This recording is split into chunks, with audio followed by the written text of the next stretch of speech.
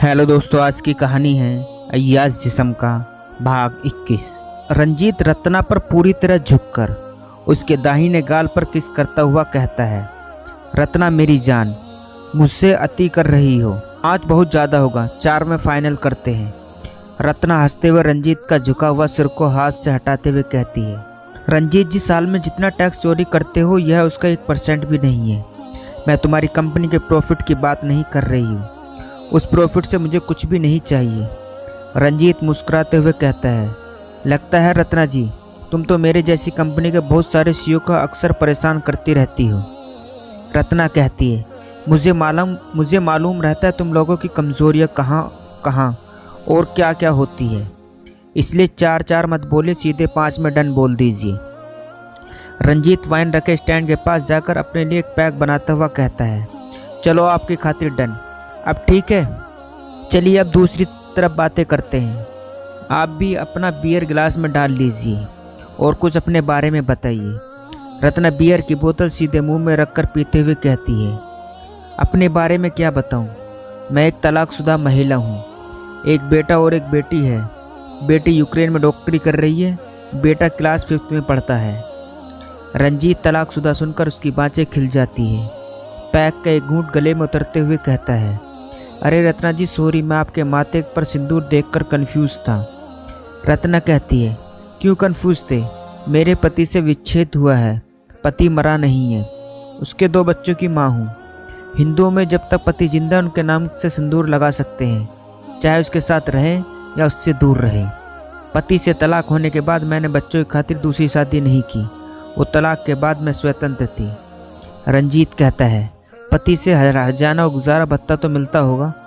रत्ना, हाँ, गुजारा भत्ता हर महीने खाते में आ जाता है। मेरे पति अच्छे थे पर मुझ पर शक करने के चलते झगड़े होते थे। उन्होंने मेरी सामाजिक गतिविधि के कारण शक करने लगे थे, जबकि वो गलत थे। उसी झगड़े से निजात पाने के लिए हम दोनों ने तलाक ले लिया। वो मुझे छोड़कर दूसरी शादी कब के कर चुके हैं। रंजीत रत्ना के पास जाकर उसे खड़ा करता है और उसके दोनों हाथों से एलिंगन में लेकर उसके होठों से होठ लगाकर प्यार करने लगता है। थोड़ी देर बाद रंजीत कहता है, अच्छा तो तुमने शादी न करके अपने सेक्स डिजायर ऐसे ही पूरी करने लगी। रत्ना बिना शर्माए रंजीत की चौड़ी छाती में अपने कोमल हाथों की उंगली फेरते हुए कहती है, हाँ तो इसमें बुरा क्या है, मैं दूसरी औरत जैसी अपनी इच्छाओं की बलि नहीं दे सकती। रत्ना के इस प्रकार से उसके सीने में उंगलियां फेरने से रंजीत की उत्तेजना की शुरुआत होने लगती है। रत्ना अपने होठ से रंजीत के होठों को किस करते हुए कहती है, एक बात बताओ रंजीत, अपनी सिर्फ एक दिन की पहचान है। सबसे पहले तुमने पीछे से मुझ पर झुककर अपने दोनों हाथों गले में डाला, फिर मुझे किस किया और आप मुझे एलिंगन में ले लिया। तुम में इतनी हिम्मत करने की सोच कैसे आ गई। रंजीत उसके गालों पर किस करते हुए कहता है, रत्ना मैडम, मैं अभी तक सैकड़ों औरतों को देख चुका हूँ, उन्हें पढ़ा चुका हूँ, उनकी नज़रों को समझ चुका हूँ। ऊपर से एक भ्रष्ट महिला अधिकारी अगर जवान हो तो वह पैसे की डील करने एक सीईओ के पास रात के समय एकांत में सुनसान फार्म हाउस में अकेली आए तो समझो उसके साथ रोमांस करने के ऑप्शन खुले हुए हैं। सिर्फ सीईओ की तरफ से पहले टेस्ट करने की देरी थी, रिप्लाई तुरंत मिल जाएगा और मुझे तुमसे रिप्लाई मिल गया। रत्ना टेबल से बियर की बोतल को उठाकर फिर से मुंह में डालकर पीने लगती है। इस बार उसने बची हुई बियर को पूरा गटक लेती है। रंजीत देखता रहता है, उसके हाथ से बोतल लेकर टेबल पर रख देता है और उसे एलिंगन की स्थिति में चलाते हुए बेडरूम में लेकर आ जाता है। रत्ना कहती है, बड़ी परखी नज़र है और बेहतर विश्लेषण है आपका। रत्ना पति से तलाक हो जाने के बाद से हाई प्रोफाइल लोगों के साथ रोमांस करने की आदी हो गई थी। 3 महीने पहले उसने पेकेरे के एसपी के साथ इस प्रकार उनके फार्म हाउस में रंगरंगियां मना चुकी थी।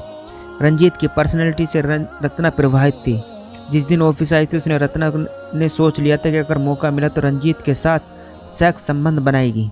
हर ज़रूरतमंद इंसान को अपनी एक सेक्सी लाइफ होती है।